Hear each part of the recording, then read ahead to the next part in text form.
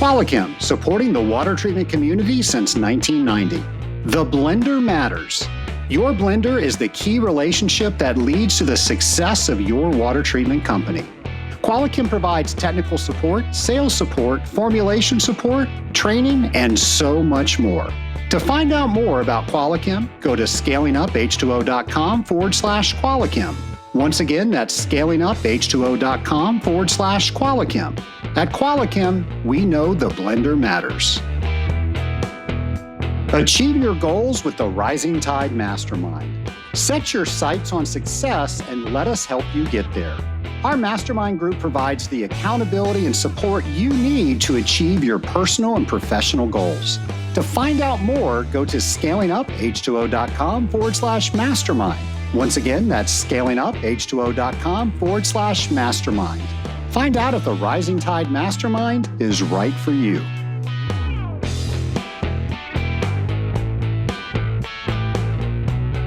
Welcome to the Scaling Up H2O podcast, the podcast where we scale up on knowledge so we don't scale up our systems. I'm Trace Blackmore, and as you can hear, I am back with my voice, which means the show must go on. So we're going to pivot a little bit, and I feel fine. It's just my voice is a little raspy, so hopefully that's okay for this episode. And this is going to be a fun episode. This interview is with one of my best friends in all of water treatment.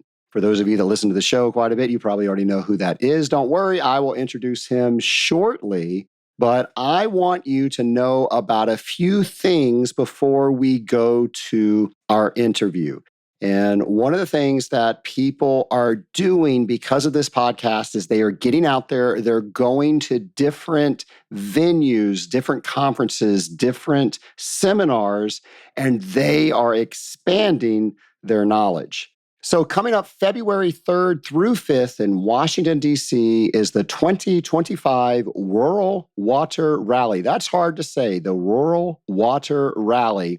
And this is a really cool conference. This is where people like yourself come together with representatives, senators, and their staff to talk all about water. So if this is something that interests you, and it's hosted by the National Rural Water Association, we're going to have more information on our events page so you can figure out if this is something you want to go to and go ahead and register for it. And then while you're there, this is always fun. You can go to the attached Great American Water Taste Test. And this is where water sources all around the country bring their water in, and there's a contest to see who has the best tasting drinking water within the country. This is a lot of fun, and that's going to be taking place at the Rural Water Rally. Geez, that's hard to say. All that information is going to be on our events page. And the Water Quality Association is having their 2025 convention and expo April 27th through 24th in Long Beach, California. This is the event that connects industry professionals with technologies, education, in-the-know training, networking, and so much more. So we're going to have more information for you on our events page. And then finally, the American Water Resources Association is having their spring conference in Anchorage, Alaska, April 28th through 30th. We're going to have all of that information and more by simply going to scalinguph2o.com/events. Folks, there is so much on our website. There is over 400 shows of podcasts up there. Not to mention the dozens of resources that just about every one of those 400 episodes have with them. ScalingUpH2O.com has become the one-stop shop for you to find information when it comes to the water industry. So if you haven't been there in a while, do yourself a favor. Go into the search button, search for some things, and you will be amazed at all of the resources the great team here at Scaling Up H2O has put together for you. Speaking of a great member of our team, and I'm so delighted that he is a member of our team, well, that's our friend James McDonald, and here is a brand new segment of What Do You Know? Hello and welcome to What Do You Know? The game show where we find out what do you know about industrial water treatment, drop by drop. So pump up your brain, take out that test kit of knowledge, and prepare to answer this week's question on What Do You Know? Today's question is, what is the typical percent bed expansion during a water softener backwash?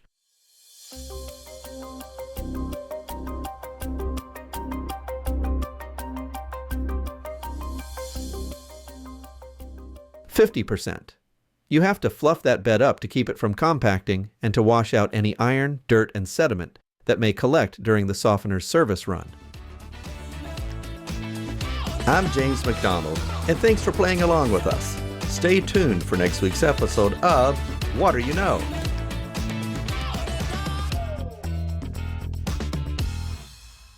Thank you, James. And as always, if you need to catch up on a few What Do You Knows, we're always going to have that on our webpage, on our show notes pages, so you can very easily go back and catch up very easily. James, thanks again for keeping us a little bit smarter each and every week. Well, Nation, I'm so excited about my next interview, and I can't wait to reintroduce him to you. Scale Up Nation, you are in for a treat today because my returning lab partner is one of my best friends in the water treatment industry. I'm talking about no other than Mark Lewis, certified water technologist. Mark, welcome back to the Scaling Up H2O podcast. Well, thank you, Trace. I was beginning to wonder if you were ever going to invite me back on, so it's a privilege to be here today. Well, it was definitely an oversight not having you on before. And we went ahead and looked up. You've been on, this will be your 5th time on the podcast. So the first time was episode 31. The next time was episode 34. So you did such a good job. We had you back pretty quick. Then episode 112. And then the last time, which has been a while, episode 149.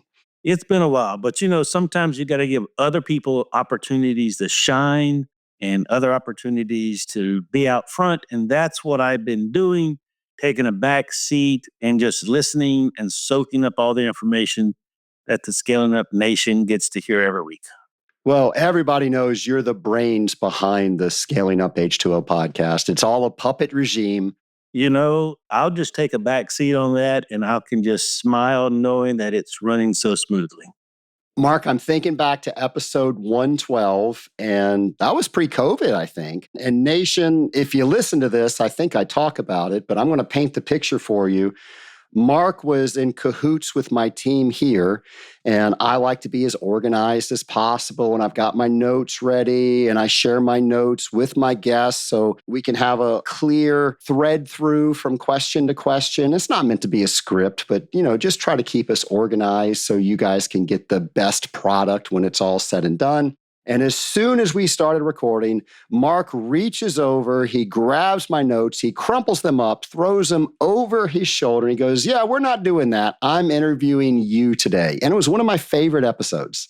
Well, you and I have worked together long enough in many different things. So sometimes you have to just go off script and do what feels right. And so that's what we did.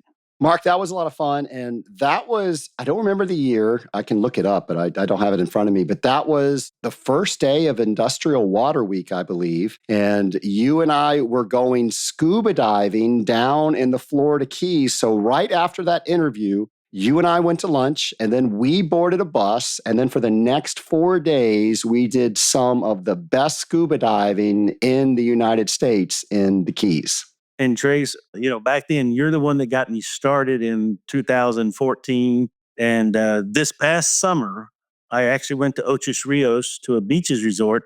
And my son DJ did his first dive on my 100th dive.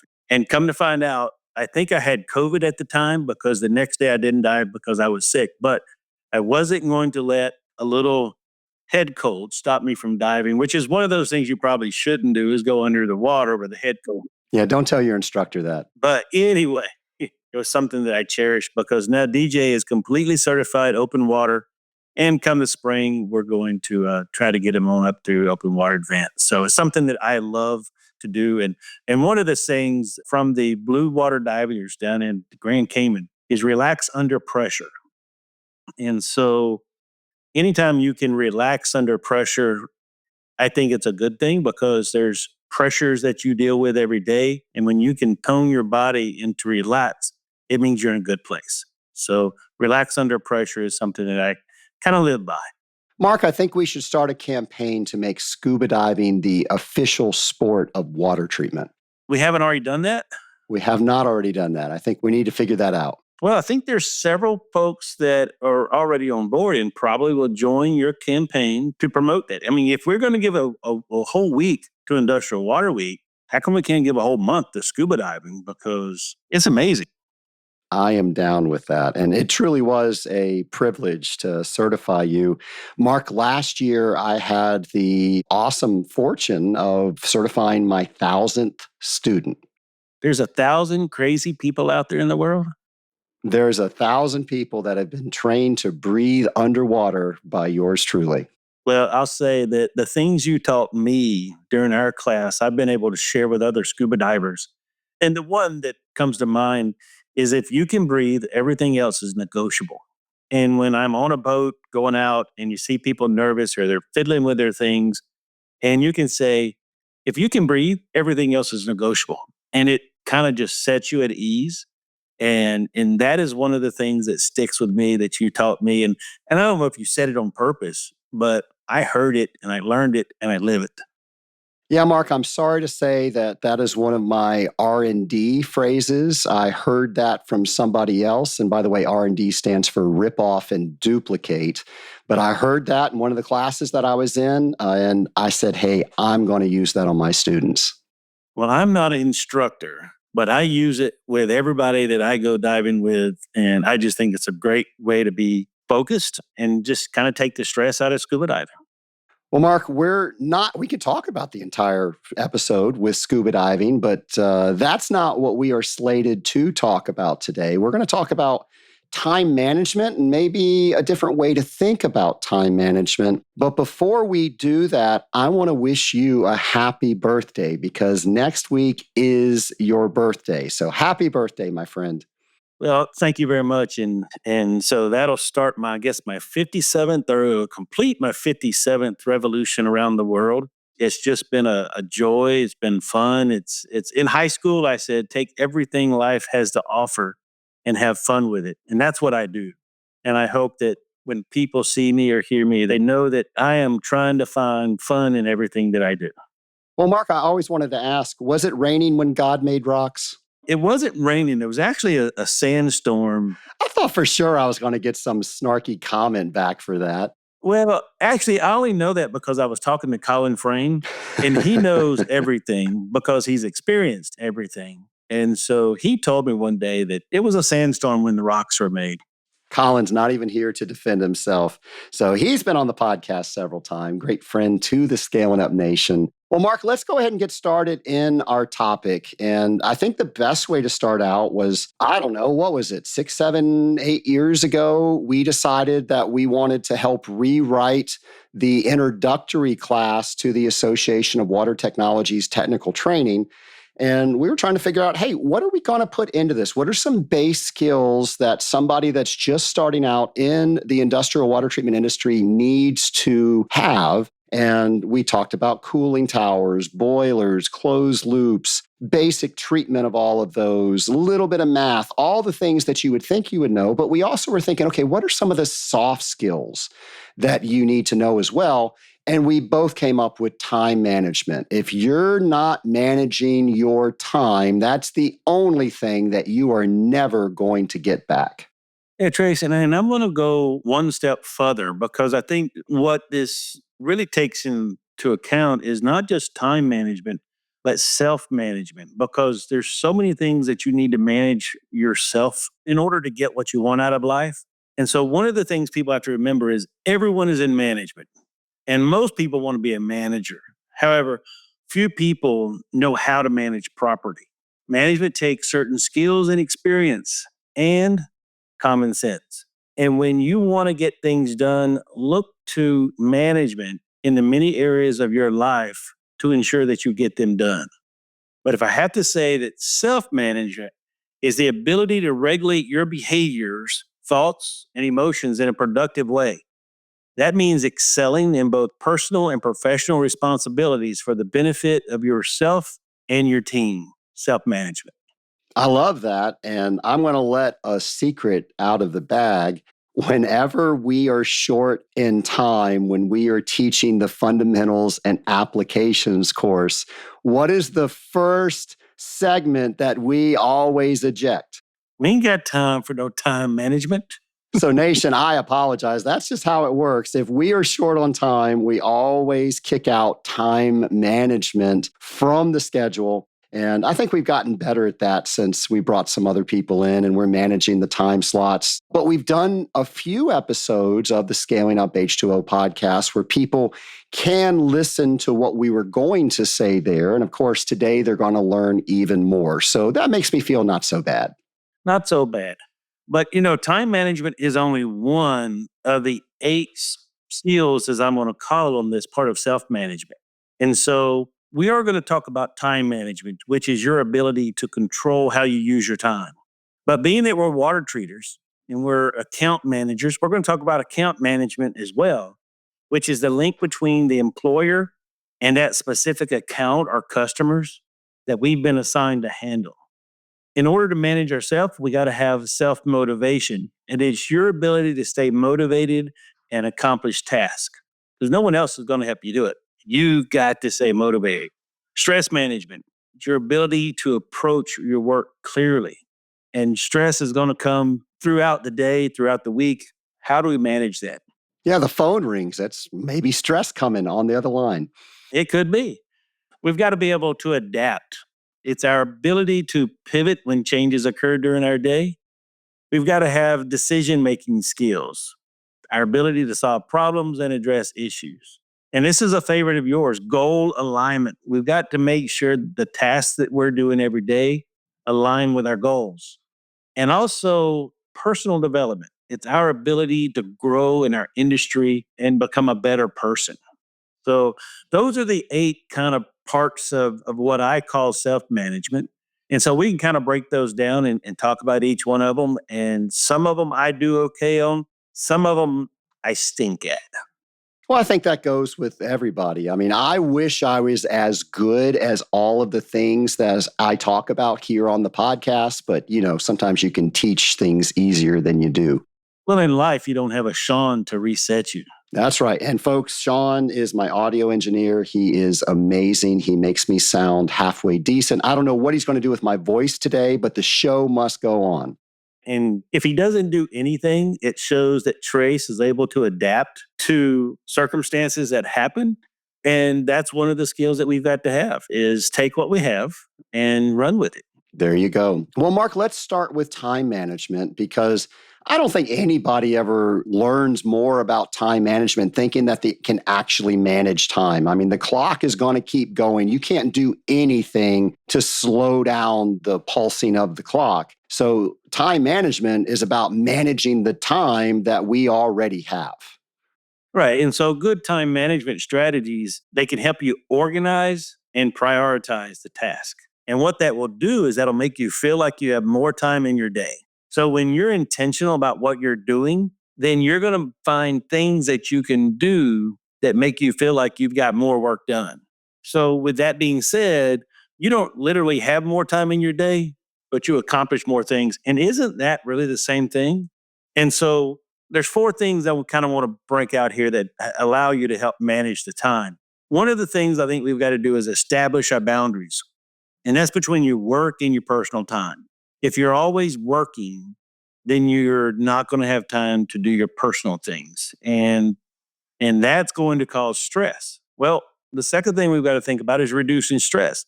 because stress clouds your head and it decreases your productivity. So we've got to improve our productivity. We've got to work on our main priorities. And that gives us confidence in what we're doing is the right thing. And it allows us to do them better. But the last thing we have to do is the one thing we don't want to do is to break all those bad habits that we have because they impact the way we work. They impact our work and we can't work efficiently and effectively. So let's just take those bad habits and kind of move them out of the way so that we can be better people and have more time during the day. We did get 25 hours in a day just a few months ago when the time changed back. Yeah, I didn't even think about that. I woke up and I was like, I feel like I overslept. And I guess I did oversleep by an hour. They say they're going to do away with daylight savings time. I don't know if they will or not. Apparently, there's a whole bunch of health issues attached to it. I don't know. I've known it for 57 years. And if it stays, it stays. If it goes, it goes. Because I'm going to adapt to the things that are put up before me. Well, Mark, that leads us into account management. So what should we know about that? So one of the things we've got to do is we got to know the difference between sales management and account management because everyone says, oh, it's sales, sales, sales. Well, we don't want to confuse the roles between a sales manager and account manager because salespeople, they are really focused on the immediate customer acquisition. While an account manager, they looked to manage the account and build longer term relationships. So the account manager is the link between the employer and the account. And we have the responsibility to manage the relationships, the costs, the results of the account, all the personal feelings and all the drama that happens. And we all love drama because it gives us something to talk about. But as you're the account manager, you've got to build client relationships externally and develop plans internally. And they ensure that the best possible customer experience takes place. So the more we focus on building trust with clients, the stronger our organization's reputation will grow. And when it comes to the bottom line, a positive image can make all the difference in the world. So when you're positive about what you're doing, people can feel that, they can see that. Mark, so many people define account management differently. How does Mark Lewis define account management? Well, Mark kind of defines account management as managing the relationship between the company and the customer, managing the results, managing the profitability, managing the issues. And so when you talk about account management, it's all about taking all that into play and making it kind of seem seamless so that everything flows as it should. So is the account profitable? Yes. If it's not, because you have a relationship, you can go in and talk to the customer and you can figure out what's wrong and what's costing more money and get that fixed. It may be a price increase. It may be a change to the system. If it's taking too much time, you can manage that account so that it's taking the time that's required to do the right job. So it's all about that managing the experience, managing the customer. And with that being said, you're going to have a better experience with that account. Mark, what are some of the skills a good account manager needs? So there's probably 4 or 5 that I'm going to talk about. One of the things you got to be a people person. If you can't sit down and talk to someone, if you can't sit there and read somebody, then you're not going to be a good account manager. So communication skills, you got to be comfortable having the hard conversations. One of the things I did, back in 2001 was I took a public speaking class. And we had people that were very comfortable. We had one guy that couldn't stand up and look you in the eye and say his name. But by the end of the class, he could do that. And so for any of you guys who haven't taken a public speaking class, I'd recommend it. And you don't have to get a whole degree. Just take the class by itself. Learn to be graceful. How you handle yourself under pressure is important. And when you're showing grace and comfortable, the people see it and then they can accept it. You got to use your time wisely. So remember, everyone thinks about their time, but let's think about our customers' time as well. So if you are getting to the point, you're focused, you're staying on track, and you're keeping things moving, that's going to be a great skill set that you can use to be an account manager. Here's my favorite one: stay organized. However you do it. Some people keep file folders. Some people keep everything on their computers. Some people keep scratch paper, sticky notes, et cetera, all over the place. And you go back and say, well, what's the best way? And it's the way that works. How do you stay organized? I'm an Apple person, and Apple has a reminder app on their phone. I use that thing. And even if it's to provide a quote to a customer or place an order, I set it to remind me when I get home. And it just keeps me organized. Mark, about that, everybody's using technology these days, but not everybody is using technology to keep them organized. And I find that interesting. Well, some people think that it's not a big deal and oh, I can remember that. I can do that. But, Dropbox is something that allows you to share your files from one computer to your phone, OneDrive, Google Drive. It doesn't matter which one you use, just use something that allows you to keep everything organized. And that way, when you need it, you have it. So organization is right up there, and how you stay organized is going to be your way. Right way, wrong way? No, it's the way that works for you. And then the last one I want to bring up is stay trustworthy. People have to trust you. Trace, you introduced me to a book called The Speed of Trust, probably 12, 13 years ago. And it's amazing that when there's trust in the relationship, things move so much faster and smoother. I know you always ask, what's a book that you'd recommend for people to read? So if you haven't read it, Speed of Trust, and Trace can even get you a free subscription to Audible if you need that, because he's that nice of a guy. There we go, doing the affiliate links for me. I appreciate that. That's an affiliate link. But go ahead and I recommend everyone read The Speed of Trust. Well, Mark, in order to do these things, we have to keep ourselves in the right mindset and the right motivation. And I would say more than often than not, when I have somebody that will come up at an AWT convention or something like that and say that they were getting ready to get out of the industry until they started looking at it a little bit differently. And I'm honored that a lot of times they say they heard the podcast and it was because of the podcast they started looking at something differently and they were burned out. And because they changed their mindset, they got out of that burnout. But I'm willing to bet that most people leave this industry because of burnout. So self-motivation is so important. I agree. And when you have something to live for, something to work for, you're a happier person. When you have goals out there that you're trying to achieve, you're a more productive person. And really what you're thinking about there is clarity. You need clarity in your life so that you know that what you're doing has a purpose. And so when you understand that what I'm doing today is doing something. A lot of people say, oh, I'm testing this cooling tower. No, you're not.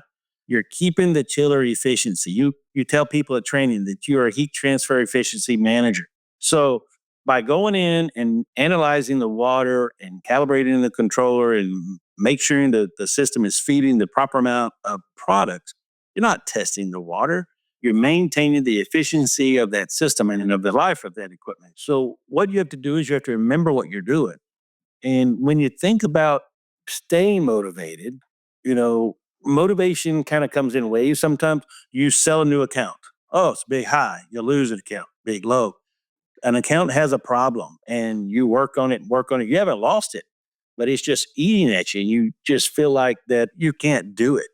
So motivation killers, you get burnt out, like you said. You feel constricted. You're not allowed to expand your role. You feel lonely. The fear of growing in the industry is holding you back. One of the things a lot of us, we get paid two ways. We either get commission or we get paid a salary. Those of us who get paid a commission, day one of each month, we're guaranteed $0. Some people can't handle that. Other people, you get a salary, and your company has said, when you do this bunch of work, we're going to pay you X number of dollars. And so the difference is when you're working for yourself, you're generating your dollars. Motivation comes very quickly because you get paid on results. When you're getting a salary, everything kind of averages out and the motivation just isn't there. So, you've got to have things that keep you motivated. The company's got to feel your value. And you just have to understand that living life is going to be hard sometimes and you're going to go through swells. but always look down the road at the possibilities of what you can have and what you can do. Mark, something that you and I have talked about is imposter syndrome. And I remember when I was 25 years old, I got transferred down here to the Atlanta area as the project manager for a $10 million account. I was so fearful that they were going to find out about all the things that I didn't know. I definitely had imposter syndrome. Speak a bit on that. You got to remember who you are and you got to do what you do. I tell people to stay in your lane, okay, whatever your lane is. As I look at other people in the water treatment industry, I see people doing a lot of stuff and have a lot of experiences that I've never had. And so you don't tell people you can do things that you can't do. And I'm a great water treater in the avenues that I've chose to work in. And so my avenues is commercial, light industrial, and institutional. I don't have a lot of experience in high pressure boilers or in some complex water systems. So I don't go there. I'm not the solve all for everybody. And so some people have asked me, Mark, why don't you teach over in the technical training class? And it's because I don't have the experience that someone that teaches in that class has, because I haven't treated some of the systems. And if I'm going to be teaching something, I want to feel good about it. And not that I couldn't teach some of it, I couldn't teach all of it. And so I kind of stay in my lanes. And I do a lot of good. But at the end of the day, if you haven't done something, don't tell someone you had. Don't go and sell an account that's outside of your abilities. In our class, we talk about Naki Te Ipsum, which is know thyself, know your limits. And that's what you have to do there is don't be someone you're not. And by doing what you know, this is a great career. That's a great point. And, by stepping outside of your boundaries, that can create stress. And that's where we're going next. So don't say you know something that you don't know. And by the way, that's probably the worst way to try to get new business or to win somebody over, because they can see right through that. Tell them you don't know, but you'll find out, and that will help the relationship so much more. But when it comes to stress management, how can we manage stress? Because let's face it, this is a very stressful job. Trace, I'd say the best way to handle the stress is not to let it get the best of you. You've got to understand that stress is going to happen. It's going to come in. Challenges are going to come into your life. And what you have to do is you have to understand that Rome wasn't built in a day. And these things that are trying to upset your life normally don't need to be resolved right now. So take a little time, think about what it is, and think about all the different possibilities. If we do A, then this will happen. If we do B, then this over here will happen. And I'll say that when you're in stressful situations, the best thing you could do is be honest and open, and don't try to make all the decisions yourself. Use your friends, use your family, use your customers. I like to tell my customers, if I ever ask you to do something differently than what we're doing, the first question I want you to ask me is why? So what are the expectations that I'm trying to get out of this? And so we've got a situation. And so I tell them what I'm thinking, and I'm telling them the steps that I think will occur. And then I tell them what we expect to happen down the road. And they feel good about it. I feel good about it. And then we do it. And if it doesn't work, then, something along the way, they missed it as well. And because we used a team approach, then they're part of the solution. And we just haven't got the right solution yet. So stress is something that you have to not take it all upon yourself to deal with. Mark, one of the most stressful repeated items that I hear from water treaters is that they feel alone. And this can be a lonely job. We're in our cars driving from account to account. Hopefully, we're seeing the customer when we're at the account, but there's some places that it's just us in a mechanical room. And one of the things that I hear is that when people listen to this podcast, they hear your voice, they hear my voice, is they feel like they're part of a community. And I love that. The Scaling Up Nation is a community. And a couple of months ago, we were at the Association of Water Technologies conference, and I got the honor of accepting the Innovation Award for having a product that is profoundly changing the industry. And when people talk to me, I think that's what it's changing. It's changing that loneliness. Even though I can't see you, I know that somebody else out there is listening to this, and that makes me not feel alone. So I just want to mention that this can be a lonely job. And if you feel that way, you are not alone. And literally, you are not alone. There's other people in this industry just like you. If you think it's lonely today, you should have been around when there was no Scaling Up Nation, when there was no cell phone, when you had to drop a quarter in the box that everyone has breathed on the mouthpiece that you've got to talk on and put it to your ear. And those were the lonely days. But today, technology allows us to, if we have a problem, FaceTime or Snapchat or whatever you do these days, take a picture and text it and say, hey, is this the right pipe I'm supposed to be looking at or closing? Is this the right valve? Or, hey, this is what I saw. Is it right? So it's really come a long way to broaden the people that are in our lives, in our careers with us. So I'll just say that we're all trying to get better. But if you're not using the resources that you have at your fingertips, you are going to feel like you're on an island out there. Every technical training session that's 2 years since 2015, I've ended the wrap up by saying that you need a mentor in this world. And if you don't have one, and I play the video from the end of Top Gun, the original back in the 80s, where the commander tells Tom Cruise, you'll get your rear on the ship. And if you don't, call me. I'll fly with you. And I've gotten a few phone calls, but not anything that has been lasted, for what I would say is a mentorship.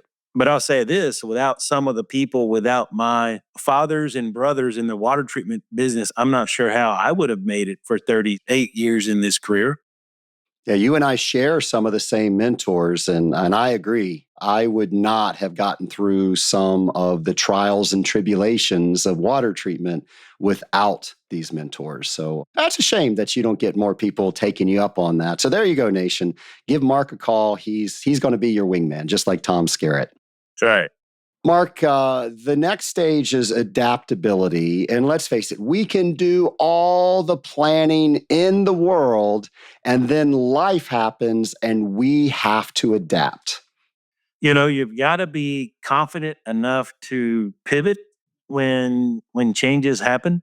And I think some of it is you've got to build your schedule in a way that allows for you to pivot. I've told Trace, I said, I plan 3/4 days, 4 days a week, and I try to keep the last week of the month open. And you say, well, Mark, you've got plenty of time to do more work.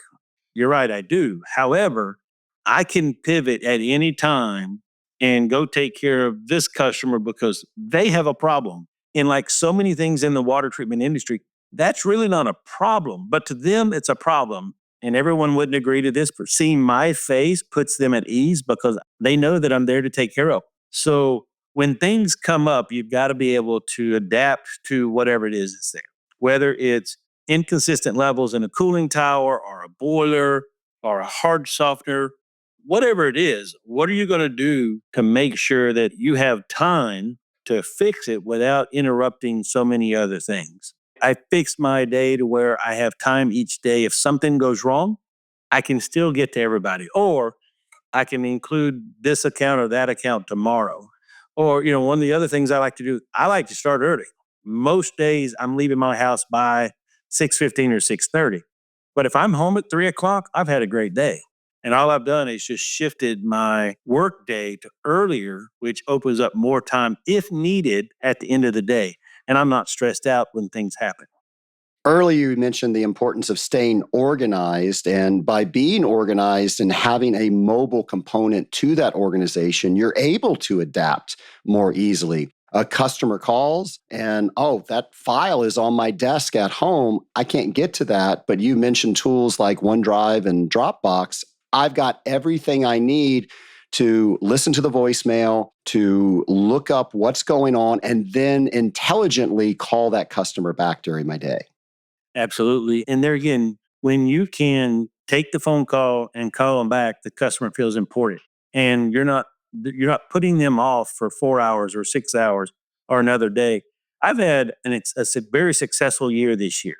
And my number one reason for picking up new business is people won't return phone calls. So all of my customers out there, don't listen to me right now, but the rest of you guys, go ahead, and if your phone rings, I'm not saying you have to answer it right now, but when you get in the car to go from account B to C, call that person back. Text them back. Text them, I have no cell coverage or very weak signal or a noisy mechanic room. And you know what? They will feel like you stopped your day to reach out to them. So I might not be able to handle you until 2:30 or 3 o'clock this afternoon, but they know that right now.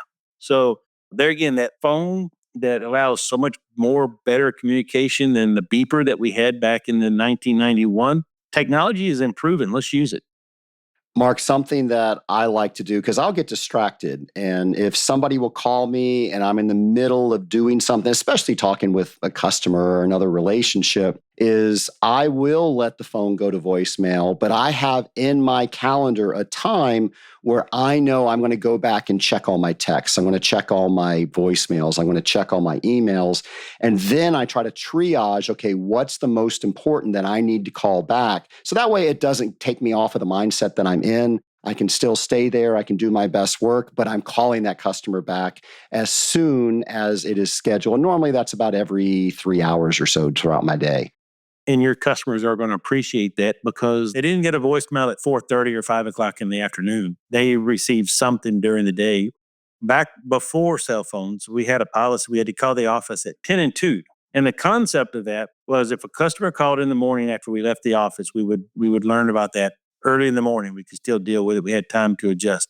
If somebody called in the middle of the day, we always had the end of the day to address it. If you called after 2 o'clock, you didn't always get a return call that day, but first thing the next morning, you got a call. And what I'll say there goes back to a saying that let your good be good until it can be better, and let your better be better until it can be the best. So, whatever it is we're dealing with, you're getting better because of technology. And then your steps. So your technology may take you from good to better, and then your organization may take you and let you be the best person that you want to be. So, continual improvement is where you want to be. So, when it comes to making decisions, we have thousands of different decisions that we can make throughout our day. We need to make sure that we're picking the right route, the most efficient route, the most effective way to further the treatment program. What do we need to know to make sure we're making the right decisions? I think anytime you're making decisions, you've always got to one, and you're going to hear this about many things, slow down and think about the big picture. So if I do this, these are the outcomes. But these over here are the possibilities that may hide that problem or make it kind of go away temporarily, but they're not the answer. So stop and take a minute to look at the big picture of what you're doing and think about everything that can happen. And you may have to do something quick. All of a sudden, we've started pumping a large amount of inhibitor and we're going through twice the inhibitor that we can. There's a few things you can do to put a Band-Aid or to mask or maybe the solution for that. But just because the inhibitor level is twice as high as it should be, doesn't mean you go in, you turn the pump half the setting that it was. Because what you have to remember, for months, that pump setting was the right setting.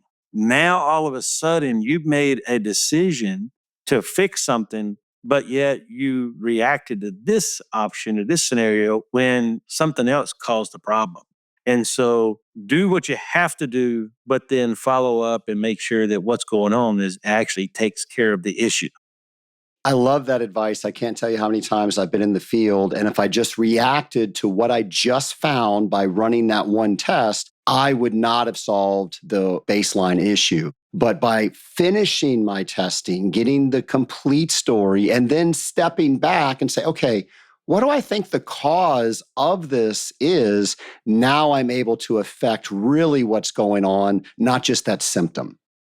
And that's key because you make a decision. In a lot of places we go, we're in there for 1 hour, hour and a half, or whatever a month. And for me, I feel like if when you make a major adjustment, whatever it is, you should always plan a revisit. And people say, well, I don't have time to do that. Well, if you don't have time to do that, you don't have time for your customers. We had a customer who our pail went empty on the inhibitor. And what we found out was they had an issue with the blowdown line and they closed it. And the line was throttled. So we've set it back to where we thought it was, bleed feed system. The line was throttled prior to on a gate valve, not a ball valve. So how do you tell that? And it was closed. I didn't close it. I could have counted the turns, but it was closed by someone else, and now it's a guess. So in order to get that back to the proper operating ranges as quickly as possible, I did my best guess. I made a decision, and then we plan to go back. And we verified. So we trusted that what we were doing was the right thing, and then we verified that it was the right thing to do. And that's what people have to do. I love writing in the service report. Well, first off, let me restart that. I hate when I read in other people's service report that everything looks good. I have never been to an account where everything looks good. So what you just said reminds me of something I like to train everybody to do, including myself.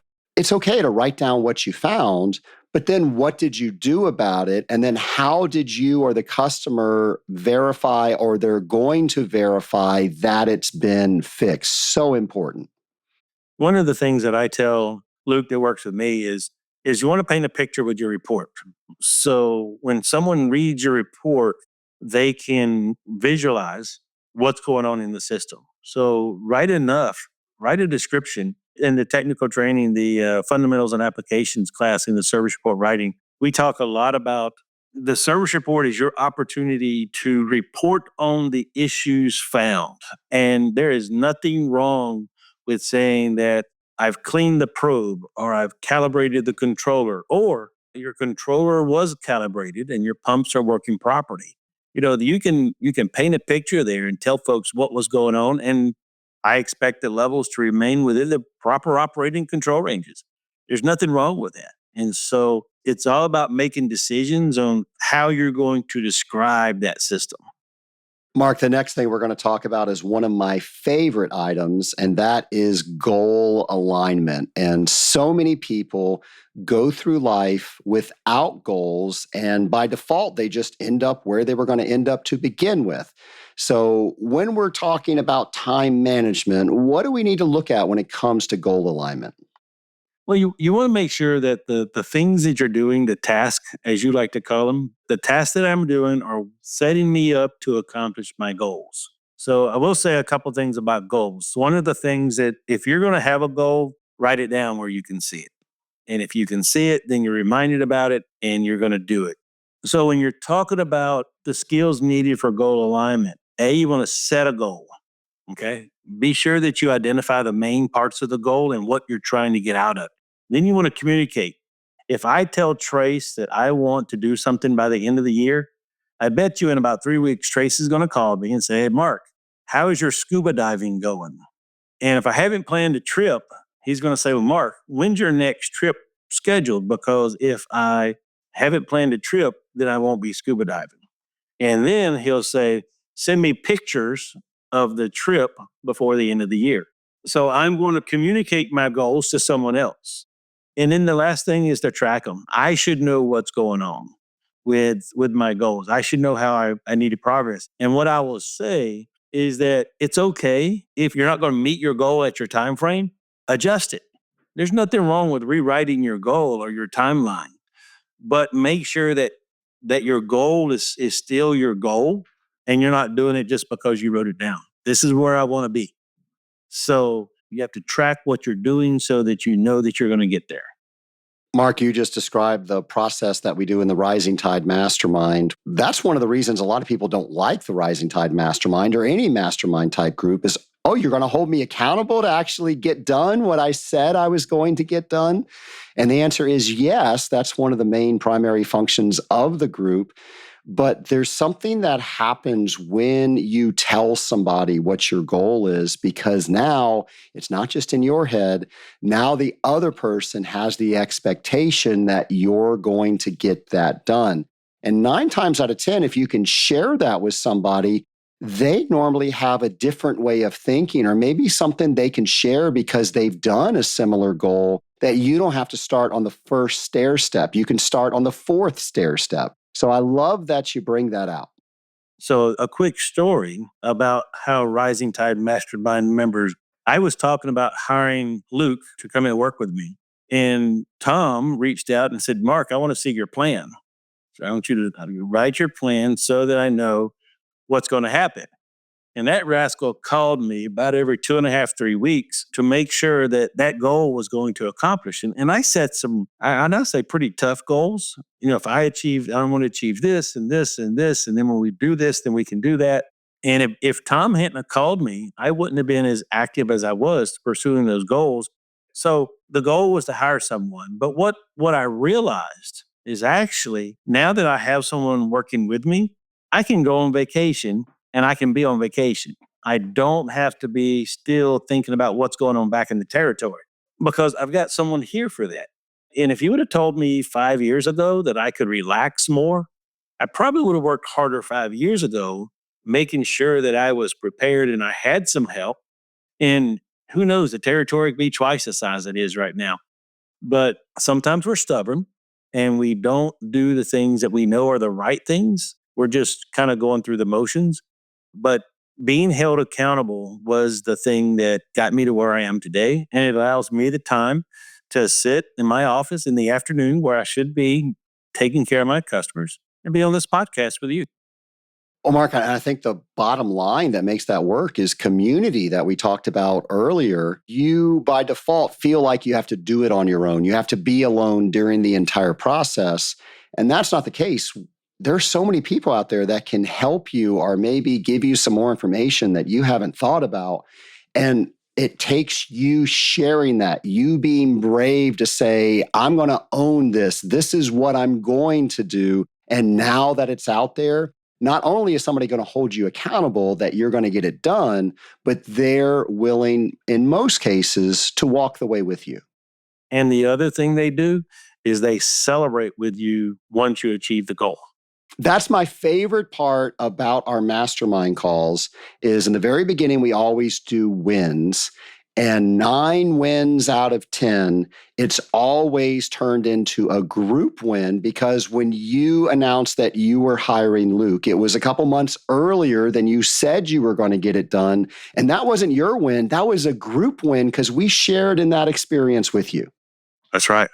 So goals we've got to make, and a lot of times we keep them to ourselves. So I'm just going to underscore, don't try to achieve goals by yourself. Use others. It's a lot more fun and you're going to achieve them a lot easier.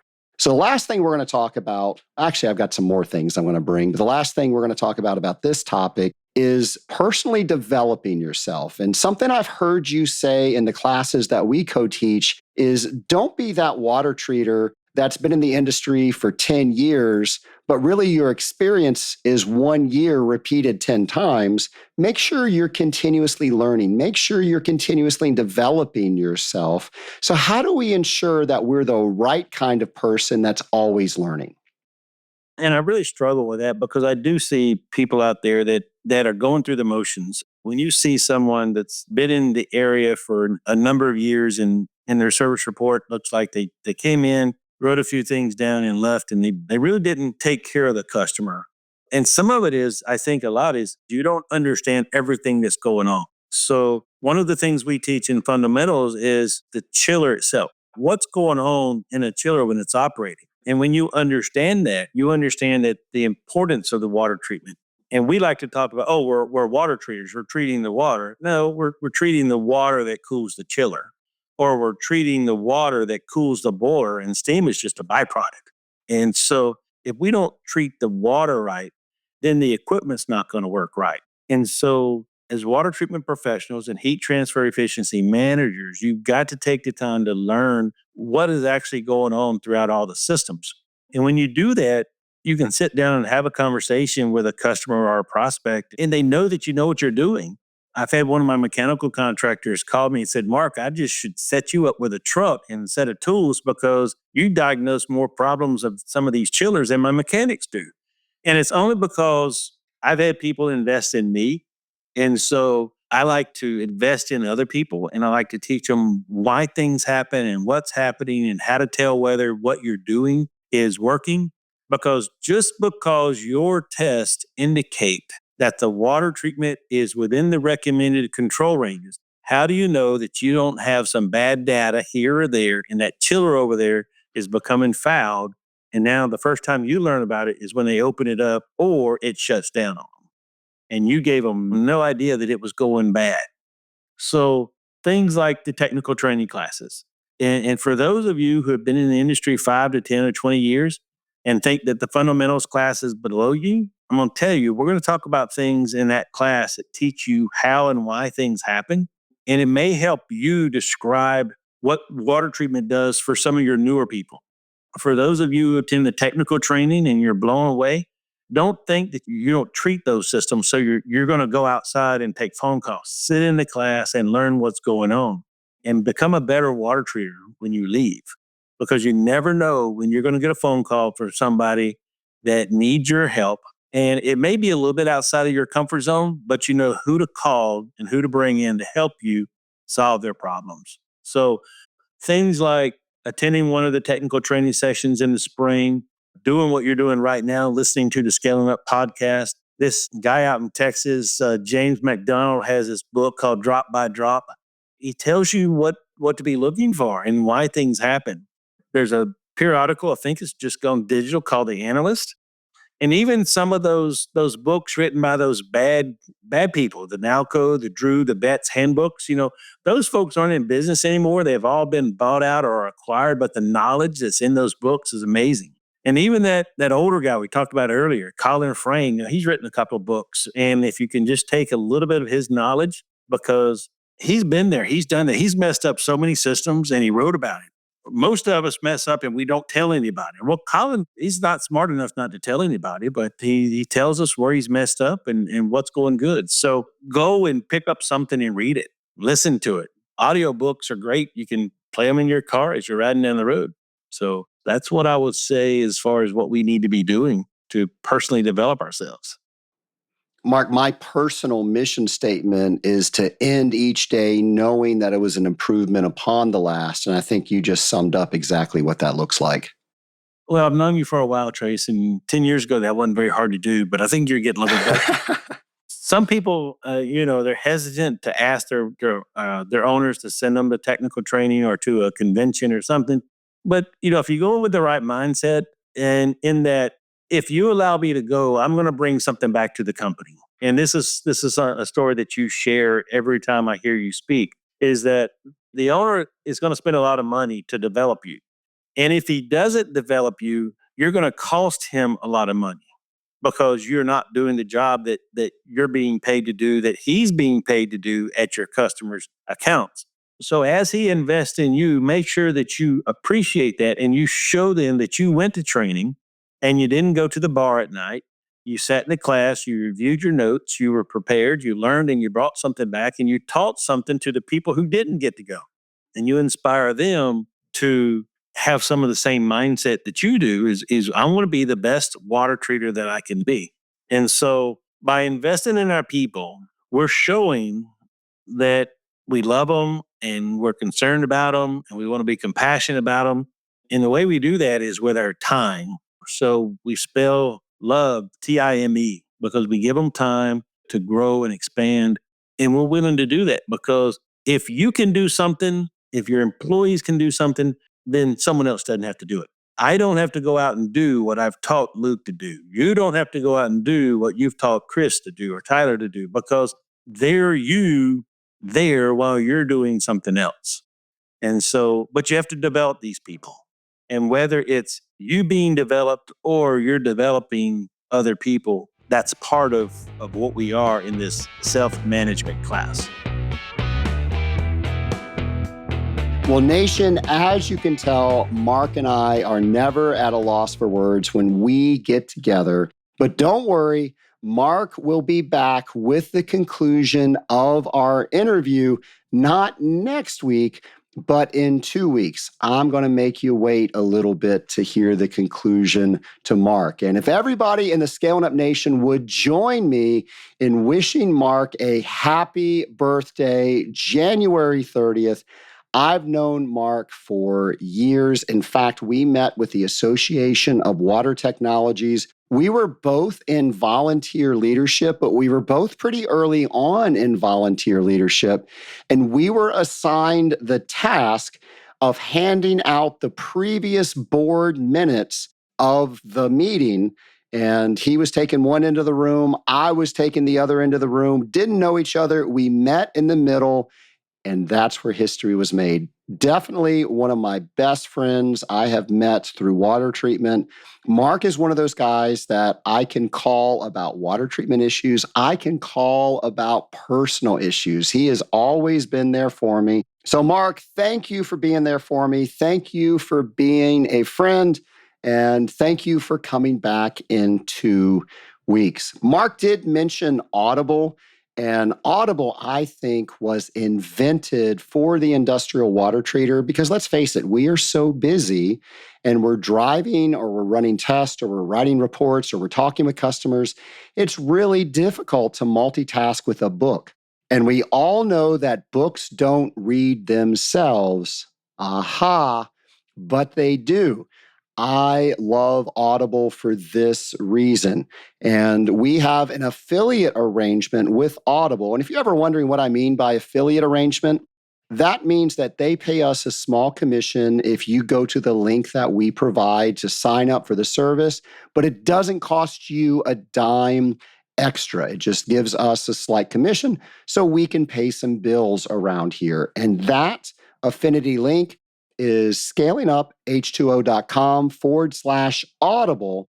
And if you do that, I can get you a free book and a free month so you can try Audible out. And Nation, I listen to dozens of books throughout the year.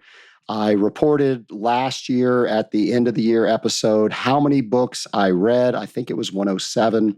And the majority of those were all on Audible.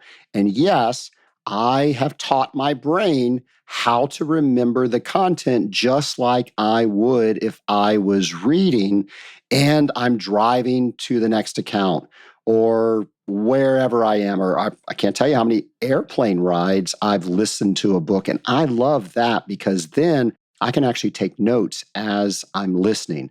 So, Nation, it is a game changer in this industry. It allows you to start reading. And I know so many people want to read more, but they just don't have time to do it. This is a way that you can utilize some of your time to do some of the things that you want to do. And then Mark and I kind of joked about Colin Frayne. Colin Frayne is a great friend of both of ours. We both consider him a mentor. He is a fellow Georgian.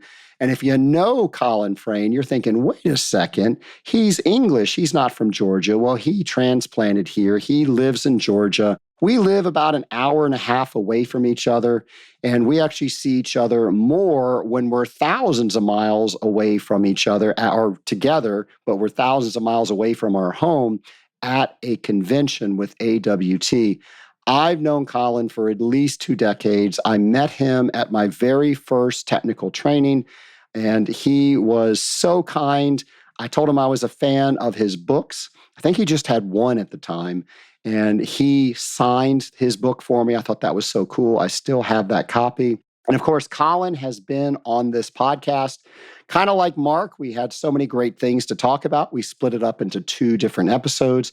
So if you want to listen to Colin, he was episodes 101 and 102. And Colin was the one that gave me the phrase that we are heat transfer efficiency managers. And I have said that dozens of times on this podcast. I teach it and I say that every time I get in front of an audience. When we boil down, pun intended, what we do, all the things we do are around heat transfer efficiency management. Now, maybe we have a different name on our business card. It might say account manager or business development or whatever it might say. But really, what it says is we are heat transfer efficiency managers because that's the only thing that matters in our type of water treatment. And it was Colin Frayne that gave me that phrase so many years ago. Well, Nation, as I mentioned, Mark will be back in 2 weeks on episode 406. In the interim, I will have a brand new episode for you next week. And thank you for tuning in and listening to the Scaling Up H2O podcast.